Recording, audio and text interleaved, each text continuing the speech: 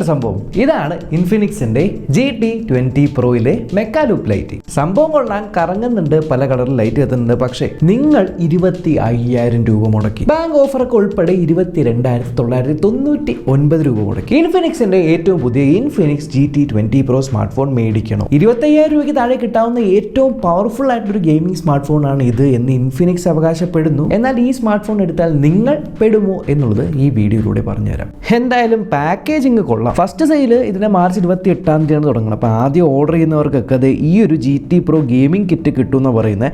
ഇതിനകത്തൊന്നുമില്ല. ഇതിനകത്ത് ലൈറ്റ് കത്തുന്ന എൺപതിൻ്റെ ഹാർട്ട് പോലെ ഇരിക്കുന്ന കൂളറുണ്ട്. ഇതിലിങ്ങനെ ടൈപ്പ് സി കുത്തിയിട്ട് ഫോണിൽ കുത്തി കഴിഞ്ഞാൽ ലൈറ്റൊക്കെ കത്തി ഈ ഒരു ഫോൺ കൂളാവും. ഇത് മാഗ്നറ്റിക്കലാണ് ഒട്ടുന്നത്. അപ്പോൾ ഡയറക്റ്റ് ഇതിലേക്ക് ഒട്ടില്ല. അതിനൊരു കേസ് വേണം. ഈ ഒരു കേസ് ഇങ്ങനെ ഇട്ടിട്ട് ഇതിൻ്റെ ബാക്കിൽ ഇത് ഓൾമോസ്റ്റ് ഇങ്ങനെയാണ് ഒട്ടിക്കേണ്ടത്. പിന്നെ നമുക്ക് വിരലിടാവുന്ന 2 ഫിംഗർ സ്ലീവ്. ഇത്രയാണ് ഫ്രീ ആയിട്ട് കിട്ടുന്നത്. കൊള്ളാം. പാക്കേജിങ്ങിൻ്റെ പ്രസൻറ്റേഷൻ എനിക്ക് ഇഷ്ടമായി. ഇത് ഇതിനകത്തൊരു കാർഡൊക്കെ ഇരിപ്പുണ്ട്, കണ്ടോ? ഇതിങ്ങനെ ഓപ്പൺ ചെയ്തിട്ട് ഇതിനകത്ത് ബോക്സിനകത്ത് നമുക്ക് എന്തൊക്കെയാണ്, നമ്മുടെ ഫോൺ കിട്ടുന്നുണ്ട്. ഫോണിൽ ഒട്ടിക്കാൻ പറ്റുന്ന ടെമ്പേർഡ് ഗ്ലാസ് കൂടെ തന്നെ വരുന്നുണ്ട്. ഒരു കേസ് വരുന്നുണ്ട്, കുറച്ച് ഡോക്യുമെൻറ്റേഷൻ, പിന്നെ 45 വാട്ടിൻ്റെ ഒരു ടൈപ്പ് എ ചാർജറാണ് വരുന്നിരിക്കുന്നത്. Type A to type C cable ഉണ്ട്, ഒരു സിം ടൂൾ ഉണ്ട്. ഇത്രയൊക്കെയാണ് നമുക്ക് ബോക്സിനകത്തുള്ളത്. ഡിസൈൻ എന്തായാലും കൊള്ളാം, വെറൈറ്റി ആയിട്ടുണ്ട്. ഇത് കണ്ടു കഴിഞ്ഞാൽ ട്രാൻസ്പെറൻ്റ് ആണെന്ന് ആദ്യം എനിക്ക് തോന്നി. പക്ഷേ ഡീപ്പിൽ നമ്മൾ നോക്കുമ്പോൾ ട്രാൻസ്പെറൻ്റ് ഒന്നും അല്ല, എന്നാൽ ചെറിയൊരു ഡെപ്ത് ഒക്കെ ഉണ്ട്. ഇങ്ങനെ ലൈറ്റ് അടിക്കുമ്പോൾ ഇങ്ങനെ ഒരു കറങ്ങുന്ന പോലെയൊക്കെ ഫീൽ വരുന്നുണ്ട്. വലിയ ക്യാമറ മൊഡ്യൂളാണ്, പക്ഷേ അത് വെറും പ്രസനാണ്. നല്ല സോളിഡ് ആയിട്ടുള്ള ഇൻഹാൻഡ് ഫീല്. മുകളിൽ സൗണ്ട് ബൈ JBL എന്ന് എഴുതിയിട്ടുണ്ട്. JBL സ്പീക്കർ അവിടെ ഉണ്ട്, IR ബ്ലാസ്റ്റർ, താഴെ ഒരു speaker, type C port, mic, sim tray. ഈ പുറകിലുള്ള ഈ പകുതി റിംഗ് ആണ് നമ്മുടെ മെക്കാ ലൂപ്പ് ലൈറ്റിംഗ്. ഒന്നുമില്ല, നമ്മൾ ഈ അടുത്തായിട്ട് കണ്ടുവരുന്നതാണല്ലോ സ്മാർട്ട് ഫോണിന്റെ പുറകിൽ ലൈറ്റ് കത്തുന്ന പരിപാടി. ഇതിനകത്ത് നിങ്ങൾക്ക് കുറച്ചധികം എഫക്റ്റുകളൊക്കെ സെറ്റ് ആക്കാം. സെറ്റിംഗ്സിനകത്ത് മെക്കാ ലൂപ്പ് ലൈറ്റിംഗിൽ പോയി കഴിഞ്ഞാൽ ഇതിനകത്ത് പോയിട്ട് നിങ്ങൾക്ക് 8 കളർ കോമ്പിനേഷൻ ചൂസ് ചെയ്യാം. 4 എഫക്റ്റുകൾ ഉണ്ട്. ചുമ്മാ ഓണാക്കി വെക്കാം പാർട്ടി മോഡ് എന്ന് പറഞ്ഞിട്ട്. അല്ലെങ്കിൽ ഇപ്പോൾ നോട്ടിഫിക്കേഷൻ വരുമ്പോഴോ ചാർജ് ചെയ്യുമ്പോൾ കോൾ വരുമ്പോഴൊക്കെ നിങ്ങൾക്ക് എന്താ വേണ്ട വെച്ചാൽ സെറ്റ് ചെയ്ത് വെക്കാം. സോ ഇതാണ് ഇവരുടെ ഈ പറഞ്ഞ മെക്കാ ലൂപ്പ് ലൈറ്റ്. ഇനി ബാക്കിലെ ലൈറ്റ് കൊണ്ട് എത്ര പേർക്ക് ഗുണം ഉണ്ടാവും എനിക്കറിയില്ല. പക്ഷെ ഫ്രണ്ടിലെ ഡിസ്പ്ലേ ബെസൽ ഭയങ്കര കുറവാണ്. ഇത് കേർവ്ഡ് അല്ല കേട്ടോ, ഫ്ലാറ്റ് ആയിട്ടുള്ള ഡിസ്പ്ലേ ആണ്. ഇത് താഴെ ചിന്ന് 2.1 മില്ലിമീറ്റർ, മുകളിൽ അവിടെ ഒരു 1.65 മില്ലിമീറ്റർ, പിന്നെ സൈഡ് കുറച്ചുകൂടെ തിന്നാണ് 1.3 മില്ലിമീറ്റർ. അപ്പോൾ ഇങ്ങനത്തെ ഒരു ബെസലെസ് ഡിസ്പ്ലേ ആണ് വരുന്നത്. ആൻഡ് ഡിസ്പ്ലേ ഭയങ്കര സ്മൂത്ത് ആണ്. ഇതൊരു 6.78 ഇഞ്ചിന്റെ ഫുൾ HD പ്ലസ് ആയിട്ടുള്ള ഒരു AMOLED ഡിസ്പ്ലേ ആണ്. 144 ഹെർട്സിന്റെ റിഫ്രഷ് റേറ്റ്, 1300 നിറ്റ്സിന്റെ ഒരു പീക്ക് ബ്രൈറ്റ്നസ് ആണ് വരുന്നത്. യെസ്, ഒരു 10-bit ഡിസ്പ്ലേ ആണ്. PWM ഡിമ്മിങ് ഉണ്ട്. ഇപ്പോൾ ചില ആൾക്കാർക്ക് AMOLED യൂസ് ചെയ്യുമ്പോൾ കണ്ണിന് അല്ലെങ്കിൽ തലവേദനയൊക്കെ എടുക്കും. ആ ഒരു ഫ്ലിക്കറിംഗ് ഒന്നും ഇല്ലാത്ത PWM ഡിമ്മിങ് ഉണ്ട്. എന്നാലും കൊള്ളാം, നല്ല പഞ്ചി ആയിട്ടുള്ള ഡിസ്പ്ലേ. ഔട്ട്ഡോറിലും നല്ല വിസിബിലിറ്റി ഉണ്ട്. യെസ്, യൂട്യൂബിൽ നിങ്ങൾക്ക് 4K HDR വീഡിയോസ് ഒക്കെ കാണാം. പിന്നെ ഈ ലൈവ് വാൾപേപ്പർ ഉണ്ട്, ഇത് എനിക്ക് ഭയങ്കര ഇഷ്ടമായിട്ടോ. സംഭവം ഒന്നുമില്ല, നമ്മൾ ഈ സെറ്റ് ചെയ്ത് കോംബോ ആണ്. സെറ്റ് ചെയ്ത് കഴിഞ്ഞിട്ട് നമ്മുടെ ഓൾവേസ് ഓൺ ഡിസ്പ്ലേയിൽ കണ്ടില്ലേ ഒരു ചെറിയൊരു ചിഹ്നം പോലെ, അതിങ്ങനെ ഓപ്പൺ ആക്കി വരുമ്പോഴത്തേക്ക് അതിലിങ്ങനെ ഇത് വരിക, പിന്നെ എടുക്കുമ്പോൾ ഒരു തീ വരിക. നല്ല സംഭവമാണ്. എന്തായാലും ആ ഒരു കുറേ അധികം അങ്ങനത്തെ വാൾപേപ്പേഴ്സ് ഉണ്ട് ഇതിനകത്ത്. ഇനി പെർഫോമൻസ്, MediaTekന്റെ Dimensity 8200 അൾട്ടിമേറ്റ് എന്ന് പറയുന്ന പ്രോസസർ വെച്ച് വരുന്ന ആദ്യത്തെ ഫോണാണ്. സംഭവം ഇതൊരു 4 നാനോമീറ്റർ പ്രോസറാണ് കേട്ടോ. അതുകൊണ്ട് തന്നെ അത്യാവശ്യം പവർഫുൾ ആണ്. AnTuTu ഞാൻ നോക്കി 8.9 lakhsന്റെ AnTuTu സ്കോറാണ് വരുന്നത്. പ്ലസ് ഈ സ്കോർ വരാനുള്ള വേറെ കാരണം LPDDR5X റാം ആണ്. 8 GB റാമും 12 GB റാമും, അങ്ങനെ 2 വേരിയൻസ് ഉണ്ട്. ഒരൊറ്റ സ്റ്റോറേജ് വേരിയന്റ് ഉള്ളൂ 256 GB, അത് UFS 3.1 ആണ്. അതുപോലെ ഗെയിമിനെ സഹായിക്കാൻ വേണ്ടി ഇതിനകത്ത് Pixel Works X5 Turbo എന്ന് പറഞ്ഞൊരു ഡെഡിക്കേറ്റഡ് ഗെയിമിംഗ് ചിപ്പ് ഉണ്ട് എന്നും പറയപ്പെടുന്നുണ്ട്. എന്തായാലും BGMI നിങ്ങൾക്ക് out of the box install ചെയ്ത് സ്മൂത്ത് എക്സ്ട്രീം പ്ലസ് അഥവാ 90 FPS കളിക്കാനായിട്ട് പറ്റും. ഞാൻ കോൾ ഓഫ് ഡ്യൂട്ടി വാർസോൺ കളിച്ചു നോക്കി. പിന്നെ കുറേ നേരം ഞാൻ Asphalt 9 Legends കളിച്ചുകൊണ്ടിരുന്നു. അതും ഹൈ ഗ്രാഫിക്സ്. എനിക്ക് ഭയങ്കര ഇഷ്ടമായി. ഗെയിം പ്ലേ ഒക്കെ നല്ല സ്മൂത്താണ്. ഹീറ്റിംഗ് എനിക്ക് അനുഭവപ്പെട്ടില്ല കേട്ടോ. That is actually good. സംഭവം എന്താ വെച്ചാൽ ഇതിനകത്ത് മറ്റേ ഗെയിമിനെ കുറച്ചുകൂടി പുഷ്ടിപ്പിക്കാനായിട്ട് സൈഡിൽ നിന്ന് ഇങ്ങനെ വലിച്ചൊരു ഗെയിം ബാർ പരിപാടി, അതേപോലെ ഉള്ളിൽ മറ്റേ മോട്ടർ X ആക്സിസ് മോട്ടർ. ഇപ്പോൾ ഹാപ്റ്റിക്സ് ഒക്കെ കൊള്ളാം. നല്ലൊരു ഒരു ഫീൽ ഉണ്ട് നമുക്ക് ഈ വണ്ടിയൊക്കെ കൊണ്ടിടിക്കുമ്പോഴൊക്കെ ഉള്ളൊരു ഫീല്. പിന്നെ ഗൈറോ ടിൽറ്റ് ഈ പരിപാടികളൊക്കെ ഉണ്ട്. ആൻഡ് ഇതിൻ്റെ ഉള്ളിലുണ്ടല്ലോ പ്രോസറിന് മേത്ത് ഒരു തെർമൽ പേസ്റ്റ് വെച്ചിട്ടുണ്ട്. തെർമൽ പേസ്റ്റിൻ്റെ മുകളിൽ ആ ഒരു വേപ്പർ ചേമ്പർ, ആ ഒരു ലിക്വിഡ് കൂളിംഗ് ഉണ്ട്.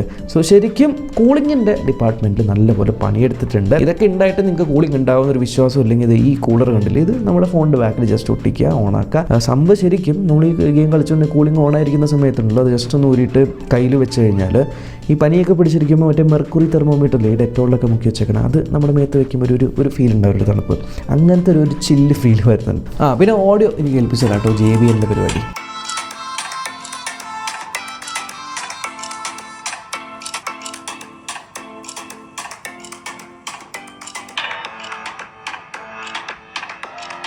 കൊള്ളാം, മുകളിലത്തെയും താഴത്തെയും ഈക്വലി ലൗഡാണ്, ബേസും തോന്നുന്നുണ്ട്. ഇപ്പം ഈ പറഞ്ഞ ഡിപ്പാർട്ട്മെൻറ്റുകളൊക്കെ ഓക്കെ, എങ്ങനെയൊക്കെയൊക്കെ തട്ടിമുട്ടി രക്ഷപ്പെട്ടു. പക്ഷേ ഇനി ക്യാമറ ഡിപ്പാർട്ട്മെൻറ്റ് ഒന്നുമില്ല. ഇത് ഈ വലുത് ഈ കാണുന്നത് മാത്രമാണ് നമ്മുടെ ക്യാമറ. 108 മെഗാ പിക്സലിൻ്റെ OIS ഉള്ള ക്യാമറ. പിന്നെ അതെ 2 മെഗാ പിക്സലിൻ്റെ മാക്രോ ക്യാമറ, 2 മെഗാ പിക്സലിൻ്റെ ഡെപ്ത് ക്യാമറ. പ്രൈമറി ക്യാമറയിലെ ഫോട്ടോസൊക്കെ ഓക്കെയാണ്. എനിക്ക് ഒരേ ഒരു കാര്യം ഫീൽ ചെയ്ത് എടുത്ത എല്ലാ ഫോട്ടോസിലും ഹൈലൈറ്റ്സ് അഥവാ വൈറ്റ് കളർ ഭയങ്കരമായിട്ട് കൂടി കിടക്കുന്ന പോലെ, മീൻസ് ഭയങ്കര ബ്രൈറ്റ് ആണ് ഫോട്ടോസ്. അത് മെയിൻലി എനിക്ക് ഫീൽ ചെയ്തത് ഇപ്പോൾ ഇലയുടെ ബാക്കിലൊക്കെ സൂര്യൻ ഇരിക്കുമ്പോഴൊക്കെ ഫോട്ടോ എടുക്കുമ്പോൾ ഒരു ക്ലൗഡി ഫീൽ, ഒരു HDR വരുന്ന സമയത്ത് ഇപ്പോൾ പോർട്രേറ്റ്സ് എടുക്കുമ്പോൾ പോലും എഡ്ജ് ഡിറ്റക്ഷൻ കണ്ടോ നല്ല രസമുണ്ട്. പക്ഷേ ഫോട്ടോ എടുത്തപ്പോൾ ഒരു ക്ലൗഡി ഫീല് ആ ഒരു HDRൻ്റെ ആ ഒരു ഭാഗത്ത് വരുന്നുണ്ട്. പ്ലസ് അത് തന്നെ ഫോട്ടോസ് ഭയങ്കര വൈറ്റ് കൂടുതലായിട്ട് തോന്നി. ഇതിന് ക്യാമറ എന്നാണ് അവർ പേരിട്ടേക്കുന്നത്. ഒന്നുമില്ല, ഇപ്പോൾ നമ്മൾ ഇലയാണ് കാണിക്കുന്നതെങ്കിൽ അത് പ്ലാന്റ് ആണെന്നും, പൂ കാണുമ്പോൾ ഫ്ലവർ ഇങ്ങനെയൊക്കെ എഴുതി കാണിക്കും. ഒപ്റ്റിക്കൽ ഇമേജ് സ്റ്റെബിലൈസേഷൻ ഉണ്ട്, വീഡിയോസ് ഷൂട്ട് ചെയ്യാൻ പറ്റും, 4K 60 FPS. Videos is comparatively better എന്നെനിക്ക് ഫീൽ ചെയ്തു. 4Kയിൽ അത്ര സ്റ്റെബിലിറ്റി ഇല്ല, കുഴപ്പമില്ല, എന്നാലും അത്ര സ്റ്റെബിലിറ്റി ഇല്ല. പക്ഷേ 1080p 30 അല്ലെങ്കിൽ 1080p 60 FPS ആണെങ്കിൽ മറ്റേ അൾട്രാ സ്റ്റഡി എന്ന് പറയുന്ന മോഡ് ഓണാക്കാം. അത് ഓണാക്കുമ്പോൾ നല്ലൊരു സ്മൂത്ത് ആയിട്ടുള്ളൊരു വീഡിയോ കിട്ടുന്നുണ്ട്.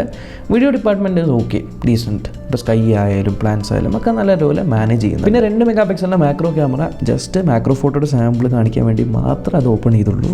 അത് ഓപ്പൺ ആക്കി ഫോട്ടോ എടുത്തു മതിയായി. ഈ ഹ്യൂമൻ സബ്ജക്ട്സിന് എടുക്കുമ്പോൾ വെളുപ്പിക്കൽ മാത്രമല്ല കേട്ടോ, ഇവരുടെ വേറെ പരിപാടിയൊക്കെ ഉണ്ട്. ഇപ്പോൾ നമ്മുടെ ബോഡിയുടെ ഷേപ്പ് മാറ്റുക, അതായത് ഇപ്പോൾ വയറ് കുറയ്ക്കുക, വയറ് കൂട്ടുക, ഷോൾഡറിൻ്റെ വിട്ട് കുറയ്ക്കുക, കൂട്ടുക, ഇത്തരത്തിലുള്ള തരയുടെ പരിപാടികളൊക്കെ ഇതിനകത്ത് ചെയ്യാനുള്ള ഓപ്ഷനുണ്ട്. ഇനി 32 MP സെൽഫി ക്യാമറ, വെളുത്ത് തുടുത്ത ഫോട്ടോസ് ഇഷ്ടപ്പെടുന്നവരാണെങ്കിൽ നിങ്ങൾക്ക് ഓക്കെ ആയിരിക്കും. ബ്യൂട്ടിഫിക്കേഷനൊക്കെ അത്യാവശ്യം നല്ലപോലെ ഉണ്ട് ഫ്രണ്ട് ക്യാമറയിൽ. പ്ലസ് ഫ്രണ്ട് ക്യാമറയിൽ HDR ഉണ്ട്. അതുകൊണ്ട് ഇപ്പോൾ സ്കൈ ഉള്ള സമയത്തൊക്കെ ഫോട്ടോ എടുത്താൽ സ്കൈ ഭയങ്കര ബ്രൈറ്റ് ആയിട്ട് മാത്രം ഇരിക്കുന്ന പോലെയല്ല, സ്കൈയും നല്ല അഡ്ജസ്റ്റ് ചെയ്യുന്ന ഒരു HDR പരിപാടിയൊക്കെ ഉണ്ട്. ഫ്രണ്ടിൽ വീഡിയോ എടുക്കുമ്പോൾ 2K 30 FPS കേട്ടോ മാക്സിമം വീഡിയോ കിട്ടുന്നത്. ഇനി 45 വാട്ടിൻ്റെ ചാർജിങ് ആണ് വരുന്നത്. 5000 mAh ബാറ്ററിയാണ്. ചാർജ് അത്യാവശ്യം നല്ലപോലെ നിൽക്കുന്നുണ്ട്, എനിക്ക് പ്രശ്നമൊന്നും തോന്നിയില്ല. അപ്പോൾ ഫുൾ ചാർജ് ചെയ്തിട്ട് നമ്മൾ കുറേ നേരം ഗെയിം കളിച്ചിരുന്നാൽ പോലും വലിയ രീതിയിൽ ചാർജ് പോകുന്ന പരിപാടിയായിട്ടൊന്നും തോന്നിയില്ല. നോർമലി നമുക്ക് കിട്ടുന്ന ഒരു 1 day ബാക്കപ്പൊക്കെ എന്തായാലും കിട്ടുന്നുണ്ട്. പിന്നെ ഗെയിം കളിക്കുമ്പോൾ നിങ്ങൾക്ക് ചാർജ് മീൻസ് ബാറ്ററി പോകാതിരിക്കാൻ ചാർജിന് കുത്തി ബൈപ്പാസ് ചാർജിങ് എന്നുള്ള മോഡ് ഓൺ ആക്കിയിട്ടും കളിക്കാം. ഇനി നമ്മുടെ ഡിവൈസിലെ UI, ഇതിൽ ഒരു കാര്യം എനിക്ക് പറയാനുണ്ട്. ഈ XOS എന്നാണ് ഇതിൻ്റെ പേര്. സർപ്രൈസിംഗ്ലി ഇത് അത്യാവശ്യം ക്ലീൻ ആയിട്ടുള്ള UI ആണ്. അതായത് ഇപ്പോൾ നമ്മളൊരു ഫോൺ വാങ്ങി ആദ്യം ബൂട്ട് ചെയ്ത് തുടങ്ങി അവരുടെ സ്വന്തമായിട്ടുള്ള ആപ്പ് സ്റ്റോറും ആ ഒരു അഡ്വർടൈസ്മെന്റ് ഒക്കെ കാണിക്കുക, അങ്ങനത്തെ പരിപാടിയൊന്നും ഇല്ലാതെ ഞാൻ ആക്ച്വലി എണ്ണി നോക്കി 13 ഗൂഗിളിൻ്റെ ആപ്ലിക്കേഷൻ ഉണ്ട്. അതിലൊരു 4-5 എണ്ണം നമുക്ക് ഡിലീറ്റ് ചെയ്ത് കളയും. ഇപ്പോൾ ഡ്രൈവ്, ഫോട്ടോസ് അങ്ങനത്തെ ഒക്കെ. പിന്നെ UIയിലുള്ള ബാക്കി ആപ്ലിക്കേഷൻ ഒരു 19 എണ്ണം ഉണ്ടാവും. ആ ഒരു 19 എണ്ണത്തിൽ ഇപ്പോൾ നമ്മുടെ ഇപ്പോൾ ഗാലറി, കാൽക്കുലേറ്റർ, കാലണ്ടർ ഇതൊക്കെ വരും. അതിലാകെ മറ്റേ WoW FM, X-Arena, X-Club ഇതൊക്കെയാണ് ഇൻഫിനിക്സിൻ്റേതായിട്ടുള്ള ആപ്പായിട്ട് എനിക്ക് തോന്നിയത്. പക്ഷേ ഇതൊക്കെ നമുക്ക് അൺഇൻസ്റ്റാൾ ചെയ്ത് കളയാം. അങ്ങനെ വെച്ച് നോക്കുമ്പോൾ അൺഇൻസ്റ്റാളേഷൻ പരിപാടികളൊക്കെ കഴിഞ്ഞാൽ പിന്നെ സംഭവം ക്ലീനാണ്. ഒരുമാതിരി ഒരു ക്ലീൻ UI തന്നെയാണ് കിട്ടുന്നത്. So that is impressive. പിന്നെ 3 വർഷത്തെ സെക്യൂരിറ്റി പാച്ച് അപ്ഡേറ്റ് തരുമെന്നും 2 വർഷത്തെ മേജർ ആൻഡ്രോയിഡ് അപ്ഡേറ്റുകൾ തരുമെന്നും പറയുന്നുണ്ട്. അതുപോലെ phone IP54 dust and splash resistance ഉണ്ട്.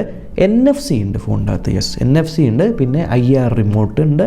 അതേപോലെ ഫേസ് അൺലോക്കും ഫിംഗർ പ്രിൻറ്റും ഉണ്ട്. പക്ഷേ ഫിംഗർ പ്രിൻ്റ് ഒരു കാര്യം പറയാലോ, അത് പലപ്പോഴും ഡിറ്റക്ട് ചെയ്യുന്നില്ല ഫിംഗർ ആണ്. അത് ഓണാവും മീൻസ് ആ ഒരു ലൈക്ക് ഇമ്മീഡിയറ്റ്ലി വെച്ചാൽ ഓണാവില്ല. ഒരു പ്രാവശ്യം വെച്ചു എന്നിട്ട് വീണ്ടും നമ്മൾ വെക്കുമ്പോഴൊക്കെയാണ് ഓണാവുന്നത്. സോ ആ ഒരു ഡിലേ കണ്ടിട്ടുണ്ട്. മുകളിൽ കണ്ടില്ല ഈ ഒരു ഡൈനാമിക് ഐലൻഡ് ആ ഒരു പരിപാടി ഇതിലും ഉണ്ട്. ചാർജ് ചെയ്യുമ്പോൾ ഫേസ് അൺലോക്ക് ആകുമ്പോഴേക്കും ഇങ്ങനെ വന്നിട്ട് പോകുന്നത്. സോ എൻ്റെ ഒരു ഇനീഷ്യൽ ഇംപ്രഷൻ വെച്ച് 25,000 രൂപ നിങ്ങൾ മുടക്കുന്നുണ്ടെങ്കിൽ ആ ഒരു മുടക്കുന്ന പൈസയ്ക്ക് അത്യാവശ്യം നല്ലപോലെ ഗെയിം ചെയ്യാൻ പറ്റുന്ന, ഈവൻ ഡിസ്പ്ലേ നല്ലതാണ്, സ്പീക്കേഴ്സ് അത്യാവശ്യം ലൗഡാണ്, ഹാപ്റ്റിക്സ് നല്ലതാണ്, and UI also almost clean ആണ്. അതുപോലെ തന്നെ ഒരു വെറൈറ്റി ഡിസൈനാണ്. ബാക്ക് സൈഡിൽ ഈ ലൈറ്റും കാര്യങ്ങളൊക്കെ ഫൈൻ. ആൻഡ് നിങ്ങൾ മേടിക്കുന്ന സമയത്ത് ഈ ഒരു ആക്സറി കിറ്റ് കിട്ടുവാണെങ്കിൽ അത് നല്ലൊരു ഡീലാണ്. പക്ഷേ ശരിയാണ്, ഗെയിമിംഗ് സ്മാർട്ട് ഫോൺ ആയതുകൊണ്ട് എപ്പോഴും ക്യാമറ ഡിപ്പാർട്ട്മെൻറ്റ് കുറച്ച് പുറകിലേക്കായിരിക്കും. അതുകൊണ്ട് തന്നെ ഒരു ഓൾറൗണ്ടർ സ്മാർട്ട് ഫോൺ എന്ന് കരുതി ഇത് വാങ്ങിക്കാനായിട്ട് പറ്റില്ല. കാരണം camera department there is a lot to improve. Plus versatile ക്യാമറയൊന്നുമല്ല, അൾട്രാ വൈഡ് ലെൻസ് നമുക്ക് കിട്ടുന്നില്ല. ആൻഡ് ക്യാമറയുടെ ഔട്ട്പുട്ട്, വീഡിയോയുടെ ഔട്ട്പുട്ടൊക്കെ നിങ്ങൾ കണ്ടതുമാണ്. സോ അത്രയേ ഉള്ളൂ